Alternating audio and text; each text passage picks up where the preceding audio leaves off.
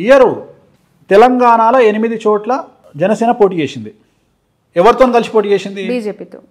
బీజేపీతో కలిసి పోటీ చేసింది. సంస్థాగతంగా ప్రతి కాన్స్టిట్యున్సీలా సరే పోనీ వద్దు అనుకుందాం, అట్లీస్ట్ ఒక 8 కాన్స్టిట్యున్సీలలో ఒక 4 కాన్స్టిట్యున్సీలలోనన్నా 15,000 ఓట్లు పడాలి కదా. అట్లీస్ట్ 16,000 ఓట్లు పడితే డిపాజిట్ దక్కుతుంది. అంటే బీజేపీకి ఓట్లు 15,000 ఓట్లు కూడా లేవా కాన్స్టిట్యున్సీలో? ఆ 15,000 ఓట్లు ఎందుకు కన్వర్ట్ కాలే జనసేనకు? ఇదే ప్రశ్న ఆంధ్రాలో ప్రత్యక్షమవుతుంది, ఉత్పన్నమవుతుంది. నేను అడిగే ప్రశ్నే ఇది. జనసేనకు బీజేపీ ఓటు షేరు ఎందుకు కన్వర్ట్ కాలేదు తెలంగాణలో? బీజేపీ, టీడీపీ, జనసేన ఇంచుమించు 3 కలిసి పోటీ చేసినట్టే ఒక రకంగా చెప్పాలంటే తెలంగాణలో అనుకుందాం, ఇల్లీగల్గానో లేకపోతే అన్అఫీషియల్గానో. మరి జనసేనకు బీజేపీ ఓట్లు ఎందుకు కన్వర్ట్ కాలే? ఎందుకు ట్రాన్స్ఫర్ కాలే? జనసేన బీజేపీ పోటీ చేసినట్టే కదా తెలంగాణలో. టీడీపీ ఎన్నికల బారి నుంచి లేదు, కానీ అన్అఫీషియల్ గానే సపోర్టే కదా. జనసేన అంటే టీడీపీ కూడా జనసేనతో కలిసింది ఆంధ్రాలో. లేదు. ఇప్పుడు ఇక్కడ టీడీపీ ఎన్నికల నుంచి తప్పుకొని వాళ్ళ కార్యకర్తల్ని లేదంటే ఆ పార్టీ సింపథైజర్స్ ని ఎటువైపు మళ్ళించింది అంటే గాంధీ భవన్ వైపు మళ్ళించింది. గాంధీ భవన్ లో కాంగ్రెస్ జెండాలతో పాటు టీడీపీ జెండాలు పట్టుకోవాలి. తప్పు మళ్ళలేదు. సెటిలర్స్ గనక ఇవాళ కాంగ్రెస్ కోటేసి ఉంటే హైదరాబాద్ లో కాంగ్రెస్ కు 10 సీట్లు వచ్చాయి. ఒక్క సీట్ కూడా రాలే హైదరాబాద్ లో. రంగారెడ్డి హైదరాబాద్ లో మొత్తం బీఆర్ఎస్ ఫుల్ స్వీప్ చేసింది అంటే దాని అర్థం ఏంది అంటే మొత్తం గుండుగుత్తగా టీఆర్ఎస్ కేసీఆర్ సెటిలర్స్ అందరూ.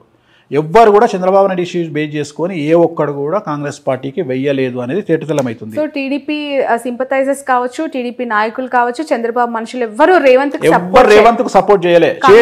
చేసుంటే ఇవాళ సిటీ మొత్తం కనీసం 10 సీట్లు కొట్టేది. అప్పుడు ఇంకా కాంగ్రెస్ కి ఇంకా ఎక్కువ సీట్లు. నేను అదే చెప్తున్నా, 10 సీట్లు కొట్టేది హైదరాబాద్ లో. కొట్టలేదు అంటే ఫుల్ అసలు కన్వర్టే కాలే. మొత్తం యాజ్ ఇట్ ఈజ్ గా ఓట్లన్నీ గుండుగుత్తగా టీఆర్ఎస్కి వెళ్ళినాయి. సో ఇది జరగలేదు. అంటే జనాలు చంద్రబాబు నాయుడు ఇష్యూని వేరే రకంగా చూసారు, తెలంగాణ ఇష్యూని వేరే రకంగా చూసారు. రెండోది, సెటిలర్స్ అనే పదం ఇక మీదట వాడద్దు. వాళ్ళు కూడా తెలంగాణలో భాగస్వాములే. ఎందుకంటే వాళ్ళు తెలంగాణ పీపుల్ లాగానే బతుకుతున్నారు. వలస వచ్చిన వాళ్ళు కానీ ఎక్కడ కూడా సెటిలర్స్ లాగా లేరు. అందువల్ల వాళ్ళు ఓన్ చేసుకొని ఓట్లేసారు తెలంగాణ. బట్ కేటీఆర్ గారు చేసిన కొన్ని చంద్రబాబు నాయుడు గారి అరెస్ట్ విషయంలో కమెంట్స్ అనేవి నెగిటివ్ ఇంపాక్ట్ చూపించాయి పార్టీకి అనేది చాలా. ఒకవేళ ఎలక్షన్ రోజుకు ఆయన లోపల ఉంటే జరిగేదేమో, అప్పటికే ఆయన వదిలేసారు. అందువల్ల ఆ ఇంపాక్ట్ పడలేదని చెప్తున్నా. ఆయన లోపల ఉంటే ఫీలింగ్ మారేమో, కానీ ఆయన బయట ఉన్నట్టే కదా. దాని వేడి తగ్గిపోయింది. అప్పటికి ఆ సీన్ వేడి తగ్గిపోయింది కాబట్టి జనాలు కూల్ అయిపోయింటారు. సో తెలంగాణలో టీడీపీ ఇంపాక్ట్ లేదు, జనసేన ఇంపాక్ట్ లేదు, జీరో లేదు, ఉండబోదు, ఫ్యూచర్లో కూడా ఉండదు. ఓకే. ఏపీ పరిస్థితికి చంద్రబాబు నాయుడు గారు ఇన్ ఫ్యూచర్ మీరు 2 టర్మ్స్ ఇప్పుడు జగన్మోహన్ రెడ్డి గారే వస్తారంటున్నారు కదా. నెక్స్ట్ 2 టర్మ్స్ జగన్మోహన్ రెడ్డి గారు వస్తారు. 2024-29 ఎవరు? జగన్మోహన్ రెడ్డి వస్తాడు, ముఖ్యమంత్రి ఆయనే అవుతారు. మరి ఆయన పార్టీ ఆయన అంటే మీ నోట్ నుంచి చెప్పాలి. జగన్మోహన్ రెడ్డి గారు 2024లో మరియు 2029లో ఆయనే ఆంధ్రప్రదేశ్ రాష్ట్రానికి ముఖ్యమంత్రిగా ఉండబోతా ఉన్నారు. డామ్ షూర్ గా. ఇది రికార్డ్ అవుతుంది కదా బాబు, రికార్డ్ చేస్తున్నా.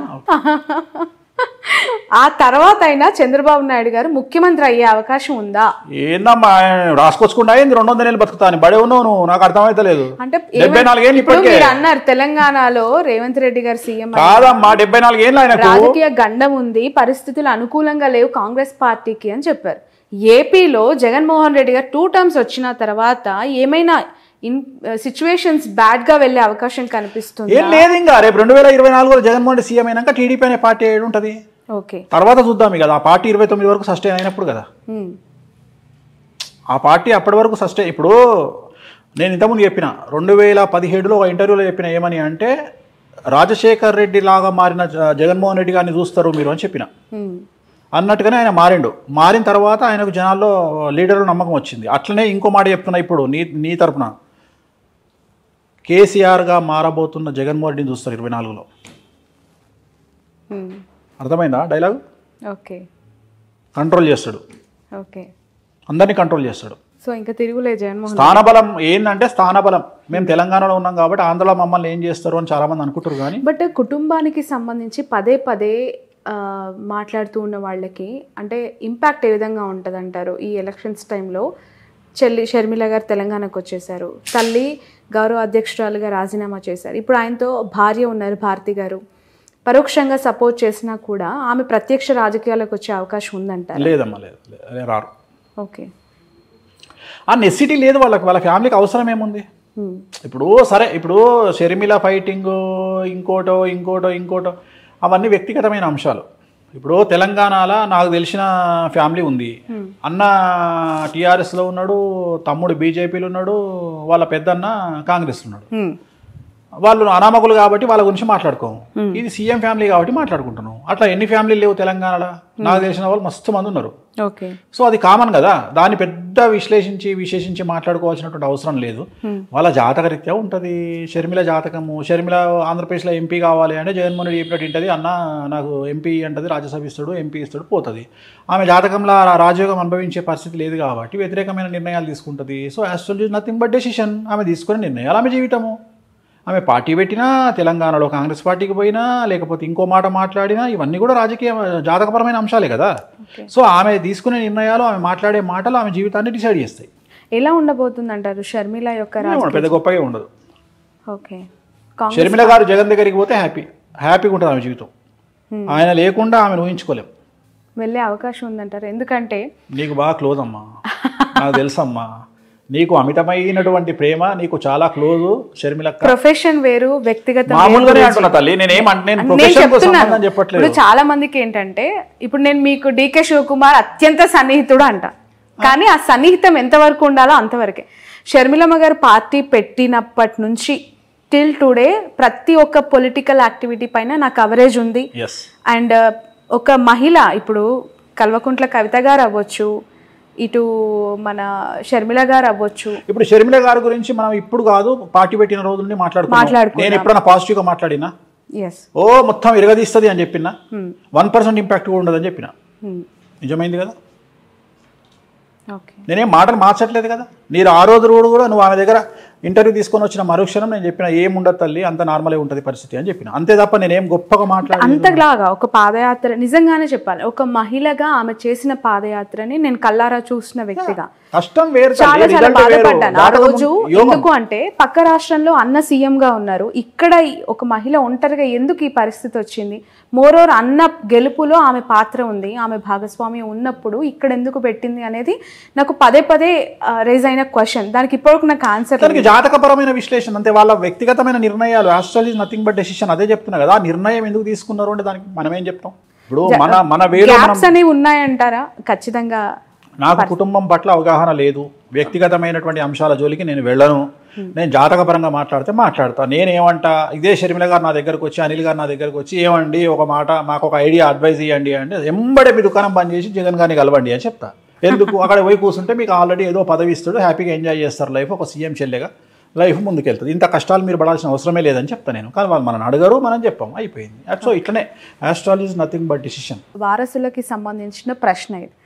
కేసీఆర్ గారు ముఖ్యమంత్రిగా 2 టర్మ్స్ చేసిన తర్వాత ఇప్పుడు గెలిచి ముఖ్యమంత్రి పదవికి రాజీనామా చేశారు. కానీ కొడుకును ముఖ్యమంత్రి స్థాయిలో సొసైటీలో ప్రొజెక్ట్ చేశారు. నెక్స్ట్ 5 yearsలో కేటీఆర్ గారు ఆ స్థాయిలో ఎమర్జ్ అవుతారు పీపుల్లో అనేది ఒక మాట వినిపిస్తోంది. చంద్రబాబు నాయుడు గారి వారసుడు లోకేష్ గారి గురించి ప్రస్తావిస్తూ ఉన్నారు. లోకేష్ గారు ముఖ్యమంత్రి అయ్యే అవకాశం కానీ, పాదయాత్రను మరొకసారి దిగ్విజయంగా నాన్ స్టాప్గా స్టార్ట్ చేసి ఎండ్ చేసే పరిస్థితి కానీ, పీపుల్స్ లీడర్గా ఎస్టాబ్లిష్ అయ్యే అవకాశం కానీ ఉందా అని చెప్పి. ఇక ఇండివిజువల్గా చెప్పగానే ఇద్దరికి లేదు, ఇద్దరు ముఖ్యమంత్రుల కొడుకులకు లేదు. ఒకటే ఆన్సర్లో 2 సమాధానాలు. ఇటు కేసీఆర్ గారు అబ్బాయి కేటీఆర్ కానీ. బట్ కంపారిటివ్లీ ఈరోజు ఇప్పుడు కూడా సిరిసిల్లలో ఆయన మళ్ళీ విక్టరీ. మళ్ళీ నువ్వు అన్ని జనరలైజ్డ్. నేను ఆస్ట్రాలజర్ అమ్మా, పొలిటికల్ అనలిస్ట్ కాదు. పొలిటికల్ ఆస్ట్రాలజర్ అనొచ్చు కదా. పొలిటికల్ ఆస్ట్రాలజర్ అను, కానీ పొలిటికల్ అనలిస్ట్ కాదు. పొలిటికల్ ఆస్ట్రాలజర్ గా చెప్పండి. ఇప్పుడు 3 సార్లు ఆయన ఎమ్మెల్యేగా గెలిచారు, దిగ్విజయంగా మంత్రి పదవులు అనుభవించారు. ఇప్పుడు సరే ఓకే ప్రతిపక్షంలో కూర్చుంటారు, వేరే విషయం. కానీ నారా లోకేష్ గారికి సంబంధించి అసలు ఎమ్మెల్యేగా గెలుస్తారా అనే ప్రశ్నకు ఆన్సర్ ఏంటి? ఎమ్మెల్యే గెలవచ్చు, అది పెద్ద విషయం ఏం కాదు. ముఖ్యమంత్రి కాలేరు, ఆయన జీవితంలో ముఖ్యమంత్రి అయ్యే యోగం లేదు. ఏంటి ఆయన జాతకం ప్రకారం? రావు మార్గదర్శ నడుస్తుంది 2024 వరకు. ఎలక్షన్లో రావు మార్గదర్శలో ఉంటారు. ఈ ఎలక్షన్లో ముఖ్యమంత్రి అయ్యే యోగం లేదు. ఎట్లాగో లేదు. మీరు 2 టర్మ్స్ జగన్మోహన్ రెడ్డి అన్నారు. సో ఇన్ ఫ్యూచర్ ఆయన జాతకం ఓకే గెలుస్తారా? నెక్స్ట్ 24లో ఆయన గెలవడం పెద్ద విషయం కాదు. నేను అదే చెప్తున్నా. 2025 ఎలక్షన్ కాబట్టి 24లో ఎమ్మెల్యే గెలిచే అవకాశం ఉంది. ఎమ్మెల్యేగా మంగళగిరి నుంచి. మంగళగిరి పోటీ చేస్తాడా ఇంకోటి మనం డిసైడ్ చేయలేం కదా. చాలా మందికి అర్థం కాని ఒక క్వశ్చన్, $1 మిలియన్ ప్రశ్న. చంద్రబాబు నాయుడు గారి అరెస్ట్ విషయంలో మీరు ఇందాకన్నా జూనియర్ ఎన్టీఆర్ ఎందుకు స్పందించలేదు అని చెప్పి, మీరేమనుకుంటున్నారు గురూజీ? అంటే ఎందుకు అంత సైలెంట్గా ఉండాల్సి వచ్చింది ఆయన? తన కెరియర్ మీద తనకున్న నమ్మకం, తనకు రాజకీయంగా కంటే సినిమా ఇండస్ట్రీ పరంగా తనకున్న నమ్మకం, ప్లస్ తిరుమల తిరుపతి దేవాలయంలో నేను వాళ్ళ అమ్మగారు కూర్చొని మాట్లాడినప్పుడు నన్ను ఒక ప్రశ్న అడిగారు ఆవిడ. ఎన్టీ రామారావు బర్త్ విషయంలో, జూనియర్ ఎన్టీఆర్ బర్త్ విషయంలో ఒక పెద్ద సమస్య ఉంది, ఆ సమస్య తెలియకుండా మీరు మావాడి జాతకాలు బాగా చెప్తున్నారు, ఎట్లా చెప్తున్నారు మీరు అని అడిగింది. ఆ సమస్య ఏందో నాకు తెలుసు తల్లి, ఇది సమస్య అని చెప్పిన. అనగానే షాక్ అయింది ఆమె. పెద్ద ఎన్టీఆర్ గారికి తప్ప, నాకు తప్ప, బాబుకి తప్ప, ముగ్గురికి తప్ప, మూడో వ్యక్తికి, నాలుగో వ్యక్తికి తెలియదు, మీకు ఎట్లా తెలుసు అన్నది. నాకు తెలుసమ్మా అన్న నేను. ఆయనది మఖా నక్షత్రం, జూనియర్ ఎన్టీఆర్ది మఖా నక్షత్రం, జయలలితది కూడా మఖా నక్షత్రం, ప్లస్ ఆయన మంచి యోగంలో కూర్చుండు జూనియర్ ఎన్టీఆర్. కానీ ఆయన రాజకీయాల్లోకి రావడానికి టైం ఉంది. నేనే వాళ్ళ అమ్మతో అన్నది ఏంటంటే 2030 వరకు రాజకీయాల్లోకి రానియకండి బాబుని అని చెప్పిన. ఓకే, సో మీ సలహా అనమాట.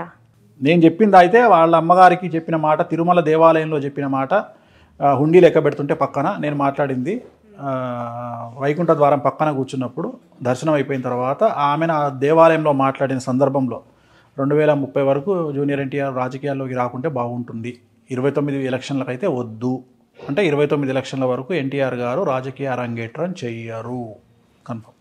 ఓకే వేణుస్వామి గారు, మనం చాలా చాలా జంటలు విడిపోవడానికి చూస్తున్నాం. పెళ్ళంటారు, వచ్చి పత్రిక ఇస్తారు, ఒక 6 నెలల తర్వాత విడాకులు అంటూ ఉంటారు. మీరు కూడా చాలా సెన్సేషనల్ న్యూసెస్ చెప్పారు వాటి పట్ల. ఎందుకు పెళ్ళిళ్ళు నిలబడట్లేదు? అవి పెద్దలు కుదిర్చిన వివాహమైనా, ప్రేమ వివాహమైనా, మీరు గతంలో చెప్పారు లాస్ట్ ఇంటర్వ్యూలో సమంత నాగ చైతన్య యాస్టిస్ జరిగిందని. ఇప్పుడు మళ్ళీ కొత్తగా మ్యారిటల్ లైఫ్లోకి వచ్చిన జంటలు చాలామంది కూడా విడిపోయారు. బట్ ఆఫ్ ద రికార్డ్ నాకు చాలా చెప్తూ ఉంటారు, కానీ కొన్ని సెలబ్రిటీ జాతకాలకి సంబంధించి ఏం చెప్తారు? ఉదాహరణ ఇంకొక సెన్సేషనల్ కపుల్తో తీసుకుందాం. సో కొత్తగా పెళ్ళైన లావణ్య త్రిపాఠి అండ్ వరుణ్ తేజ్. సో ఆ ఇద్దరు జాతకాల్లో గురువు శుక్రుడు నీచంగా ఉన్నాడు కాబట్టి నాకు తెలిసి వాళ్ళు కూడా రేపొద్దున ఫ్యూచర్లో కలిసి ఉండే అవకాశాలు లేవు. సో ఏమైపోయింది అంటే, నేను ఇట్లా చెప్పంగానే వీడికి ఏం పని లేదా, పాట లేదా, వీడు పెళ్ళిళ్ళు చేసుకుంటుంటే డివోర్స్ అని మొత్తుకుంటుంటే వీడికి పిచ్చి లేచిందా అన్నట్టు అయిపోయింది. నేనేం చెప్తున్నా అంటే, ఈ పెళ్లి చేసుకొని విడిపోవడం కంటే చేసుకోకుండా తగలడం రా అని నేను చెప్తున్న పాయింట్. అంటే జాతకంలో ఉండే దోషాలను బేస్ చేసుకొని మాట్లాడతాను నేను మిగతా విషయాలు మాట్లాడా. అరేంజ్డ్ మ్యారేజ్ కానీ లవ్ మ్యారేజ్ కానీ 10 పెళ్లిలలో 8 పెళ్లిళ్ళు విచ్ఛిన్నమవుతున్నటువంటి సిచ్యువేషన్లో మనం ఉన్నాం. అందుకనే శాస్త్రం చెప్పేటప్పుడు దేశ కాలమాన పరిస్థితులు అంటాం మనం. తెలంగాణలో, ఇండియాలో ఉన్న కుజదోషం అమెరికాలో ఉండదు, ఆఫ్రికాలో ఉండదు. సో దేశ కాలమాన పరిస్థితులను బట్టి జాతకాలు చెప్పాలి. సో మన దేశంలో కుజదోషం ఉంటుంది, శుక్రదోషం ఉంటుంది, లావణ్య త్రిపాఠికి గురుదోషం ఉంది, వరుణ్ తేజ్కు నాగదోషం ఉంది. కాబట్టి ఈ ఇద్దరి కుటుంబాల్లో ఒక ప్రముఖమైనటువంటి లేడీ ద్వారా, ఒక స్త్రీ మూలకంగా వీళ్ళిద్దరు విడిపోయే అవకాశం ఉంది. ఇవాళ చెప్తున్నాను నీకు. సో ఈ జాతకాన్ని మేము మొదలే అంచనా వేసి చెప్తాం, మీరు పెళ్లి చేసుకోకంటారా అని. అయినా మా చావు మేము చేస్తాం, మేము ప్రేమించుకున్నాం, పెళ్లి చేసుకున్నాం అని జోస్లో పెళ్లి చేసుకుంటాం. అంటే ఇప్పుడు 6 ఏళ్ల ప్రయాణం, వాళ్ళ ప్రేమ అనేది 6 ఏళ్ళు ప్రయాణించి పెళ్లిపీటలు ఎక్కిందని మాట్లాడుకునే క్రమంలో అట్లా పెళ్లి చేసుకున్నారు, విడిపోతారని మీరు చెప్తున్నారు. అంటే మొదలే చెప్తారు వాళ్ళకు, నేను చెప్పడం కాదు ఇది. ఇప్పుడు వేణుస్వామి చెప్పిన కథ కాదు ఇది. వాళ్ళకు సంబంధించిన పండితులు ఆల్రెడీ చెప్తారు వీళ్ళకు, మీరు విడిపోతారు చేసుకోకండి అని. అయితే వీళ్ళ ఓవర్ కాన్ఫిడెన్స్ ఏంది అంటే, మేము కలిసి ఉంటాం, మీరెంత మా ముందరా అనుకొని చేసుకుంటారు. అది ప్రేమికులకు ఉండాల్సిన ప్రథమ లక్షణం, నేను కూడా కాదంటలేను. నాది కూడా ప్రేమ వివాహం కాబట్టి. కానీ పెళ్లి చేసుకున్నాక అస్సలు టార్చర్ స్టార్ట్ అవుతుంది. పెళ్ళి ఎప్పుడు, నేను ఇంతకుముందు కూడా చెప్పిన నీకు, ప్రేమించిన అమ్మాయిని సంపాదించడం గొప్ప కాదు, పెళ్లి చేసుకున్న తర్వాత అమ్మాయిని కాపాడుకోవడం గొప్ప అనేది నా ఉద్దేశం.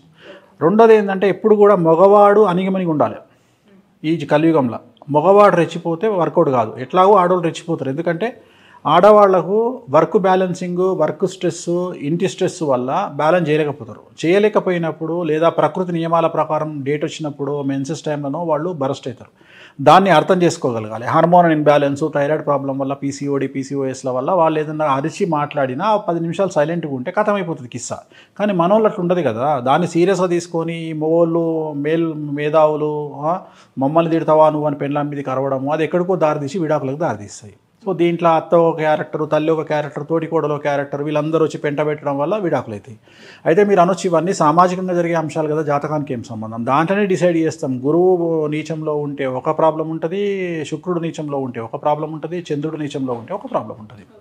నా వరుణ్ తేజ్ జాతకంలో గురువు నీచము, శుక్రుడు నీచము. లావణ్య త్రిపాఠి జాతకంలో నాగదోషము, కుజదోషము. సో ఇన్ని దోషాల మధ్యన వాళ్ళిద్దరు కలిసి ఉండడం అనేది చాలా పెద్ద మిరాకిల్. అదొక పెద్ద మిరాకిల్. అదొక ఇక అర్థం కానటువంటి చిదంబర రహస్యం. ఓకే, అంటే ఇప్పుడు మెగా ఫ్యామిలీకి సంబంధించి ఎప్పుడు కూడా ఏదో ఒక న్యూస్ టాక్ ఆఫ్ ద టౌనే. మనం గతం మెగా ఫ్యామిలీ అని కాదమ్మా, తప్ప అది మాట్లాడుకోవడం. ఎందుకంటే ప్రతి కుటుంబంలో ఉంటుంది. వాళ్ళు సెలబ్రిటీస్ కాబట్టి బయట తెలుస్తుంది. మన పక్కింట్లో ఏం జరుగుతుందో మనం అది సెలబ్రిటీ కాదు కాబట్టి చెప్పం అంతే. సో అలానే అంటే ఇది సెలబ్రిటీ ఫ్యామిలీకి కాబట్టి ఇంత చర్చ కూడా జరుగుతుంది. అందుకనే చెప్తా కదా, మీరు నాగ చైతన్యకి డివోర్స్ అవుతాయని చెప్పారు, అఖిల్ కి పెళ్లి కాదు డివోర్స్ అవుతాయని చెప్పారు. ఇప్పటి వరకు ఆయన కూడా కెరియర్ కూడా ఎఫెక్ట్ ఉంటుంది, ఆయన సెట్ కాడని చెప్పిన. ఎందుకంటే ఆయన జాతకంలో ఉన్న దోషము. మా చుట్టమేమో నాకీలు, నాకు శత్రువా, ఎందుకు చెప్తా? సో ఇవన్నీ ఉన్నాయి, నేను చెప్పినవి చాలా ఉన్నాయి. నేను చెప్పినవి అన్నీ తవ్వుకుంటూ కూర్చుంటే నేను చెప్పిన 100లో 98 సక్సెస్. నా సక్సెస్ రేట్ 98. నేను చెప్పినవి ఆల్మోస్ట్ ఆల్ జరిగినాయి. నేను చెప్పినవి జరగలేదు అనేది వెతికితే కష్టం, అసలు జరగకుండా ఉండవు. కాకపోతే ఆ టైం వరకు వెయిట్ చేయాలి అంతే. రెండోది ఏంటంటే, ఎందుకు చెప్తున్నావు అంటే పబ్లిసిటీ కోసం చెప్తున్నావు. బరాబర్ చెప్తా. నా లైఫ్కు నేనే సీఈఓ. మరి నన్ను నేను ప్రమోట్ చేసుకోవాలి, ఎవడు చెప్తాడు నన్ను? బట్ అలా ఒకరి లైఫ్ ని పబ్లిక్ ఫిగర్స్, సెలబ్రిటీ స్టేటస్ వాళ్ళని మాత్రమే చెప్తా. వాళ్ళ లైఫ్ ని ఇలా మీడియాలో ప్రస్తావించడం వాళ్ళ దృష్టిలో చెడు అవుతుంది కదా. వాళ్ళ దృష్టిలో చెడు అయినా వాళ్ళ వల్ల కొంతమంది బాగుపడతారనే ఉద్దేశం. సమంత నాగ చైతన్య ఎగ్జాంపుల్ వల్ల చాలా మంది పెళ్లి చేసుకోకుండా ఉన్నారు నాకు తెలిసిన వాళ్ళు. అంటే వేణుస్వామి నిజాలు చెప్తాడు, సమంత నాగ చైతన్యది ఇట్లా అయ్యింది కాబట్టి మేమిద్దరం వస్తాం అని నా దగ్గరకు వచ్చి కూర్చొని, స్వామి గారు మేమిద్దరం పెళ్లి చేసుకుంటాం, మా ఇద్దరికి షష్టాష్టకాలు అయినాయా, మేము చేసుకోవాలా వద్దా అని అడిగితే అమ్మాయి ఏమంటుంది? తల్లిదండ్రులకు చెప్తుంది అమ్మాయి, వేణుస్వామి చెప్పితే నిజంగా నమ్ముతా, లేకుంటే నా పిల్లగానే చేసుకుంటా.